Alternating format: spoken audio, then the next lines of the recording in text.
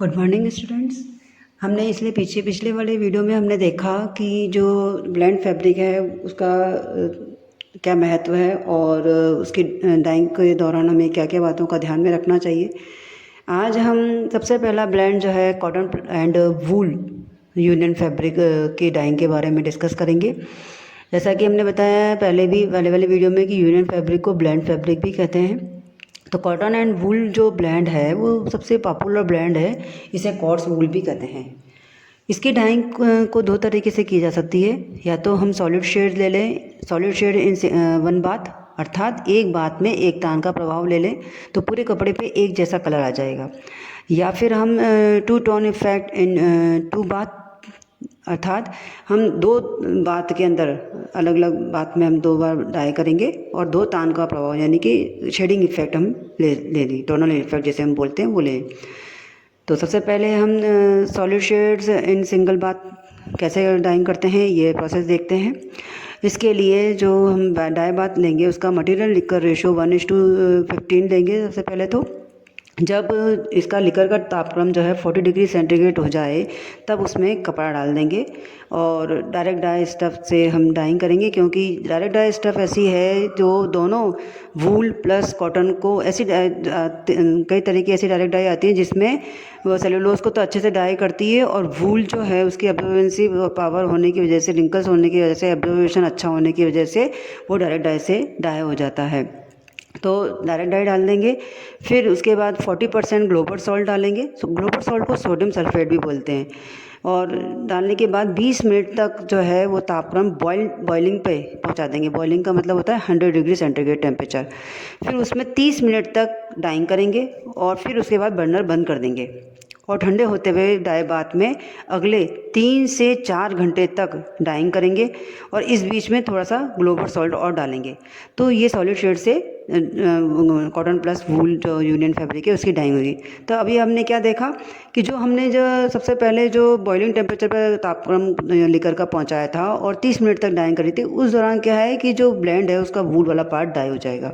फिर जब हम बर्नर बंद कर देंगे और 3 से 4 घंटे तक उसको उसी में डिप रहने देंगे और उसमें ग्लोबल सॉल्ट और डाल देंगे तो जो इसका जो कॉटन पार्ट है वो भी डाई हो जाएगा।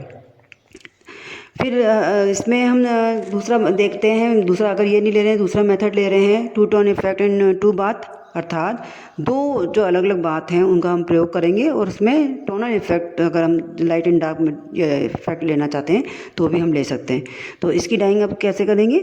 इसके दो तरीके हैं।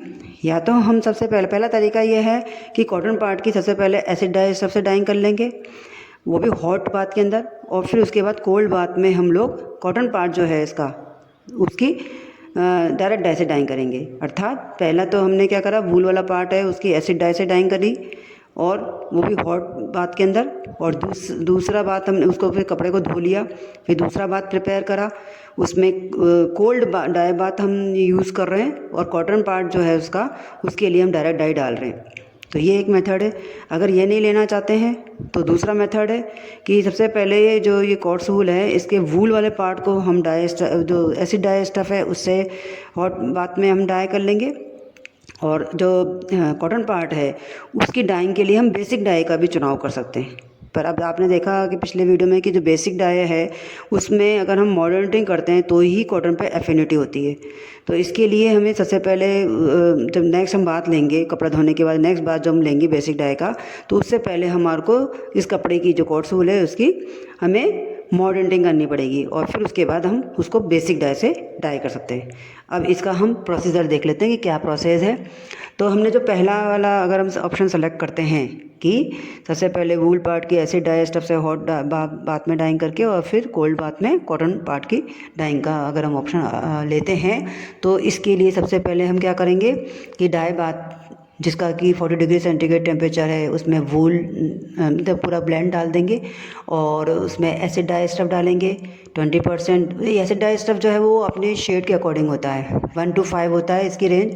अगर बहुत लाइट शेड लेना है तो 1 से 2% ले सकते हैं। मिडिल शेड अगर टोन लेना है आपको, मिडिल शेड लेना है तो 3 से 4, और अगर अच्छा सा आपको डार्क कलर लेना है तो आप 5% ले लेंगे। जैसे कि अपन ने रेड कलर का चुनाव करा तो अगर 1% लेंगे तो पिंक शेड आएगा।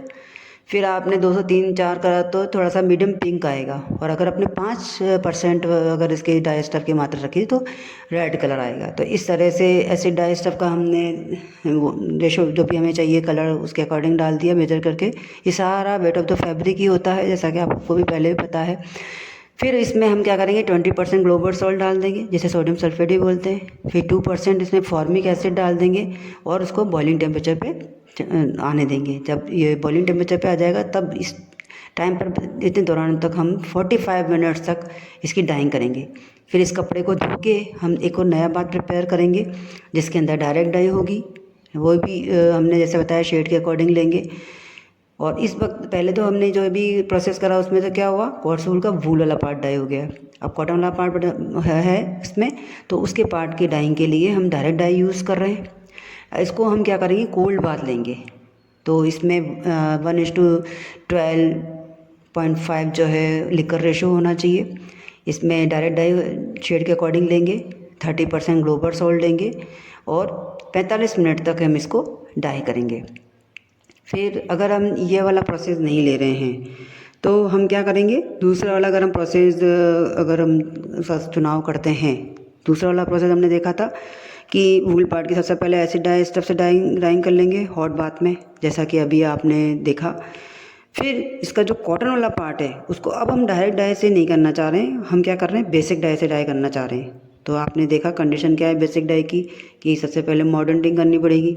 तो मॉडर्निंग कैसे की जाती है, मॉडर्निंग के लिए जैसे आपने ये कपड़ा एसिड डाई से डाई कर लिया, इसके बाद आपको वॉश करना है। वॉश करने के बाद क्या करना है कि 3.5 जो है % जो है टैनिक एसिड लेना है और 60 डिग्री सेंटीग्रेड टेम्परेचर पर 1 घंटे तक कपड़े को ट्रीट करना है। उसके बाद कपड़े को धो देंगे और उसमें 1.75 टार्टीमेटिक लेंगे, वो भी ठंडे पानी के अंदर डालेंगे। और ये टार्टीमेटिक क्या है, फिक्सिंग एजेंट है। फिर उसके बाद कपड़े को ट्रीट करके करीबन 20 मिनट्स तक इसके अंदर रखेंगे तो ये फिक्सिंग हो गई। फिर इसके बाद उस कपड़े को धो लेंगे, धो के बेसिक डाई बाथ हम तैयार करेंगे। अब ये भी हमारे को ठंडे बाथ में ही बेसिक डाई का उपयोग करना है, ऐसी हम कोल्ड बेसिक डाई ही डाई स्टफ का चुनाव करेंगे। वो भी हमने जैसा बताया कि शेड के अकॉर्डिंग उसके 1 to 5 में से रेंज ले लेंगे और ठंडा बाथ होना चाहिए।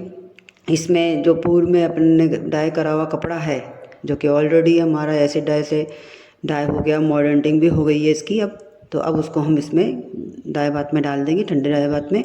और इसके अंदर बेसिक डाई डालेंगे, बेसिक डाई के साथ में हम सल्फ्यूरिक एसिड डाल देंगे, सोडियम सल्फेट डाल देंगे और इसको 45 मिनट तक डाइंग करेंगे। इसका कंटिन्यूस स्टीयरिंग करेंगे या हिलाएंगे।